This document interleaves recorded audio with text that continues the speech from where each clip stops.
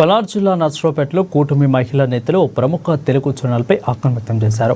ఆ ఛానల్ను అడ్డం పెట్టుకుని రాష్ట్రం అమరావతి మహిళలపై విషం చిమ్ముతున్నారని మండిపడ్డారు. మహిళా ద్రోహులను జగన్ మీడియా పెంచి పోషిస్తుందని మండిపడ్డారు. ఇక అమరావతి మహిళలని వేశ్యలుగా డిబేట్లో కృష్ణంరాజు మాట్లాడడం, దానికి కోమినేని శ్రీనివాసరావు వంత పలకడం అత్యంత సిగ్గుచేటని అన్నారు.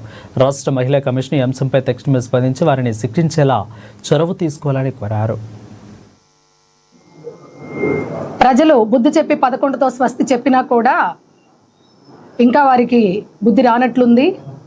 ఇక ఏమీ దొరక్క ఈరోజు రాష్ట్ర మహిళల మీద విరుచుకుపడ్డారు. ఎంత అవమానకరమైన భాష!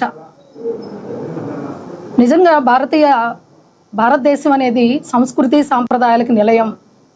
అందున మహిళలకి ప్రత్యేక స్థానం ఇస్తుంది మన భారతదేశంలో. ఎక్కడా లేని విశిష్టమైన సంస్కృతి కలిగిన మన దేశంలో ఇలాంటి మాటలు వినడం అనేది నిజంగా చాలా బాధాకరంగా ఉంది.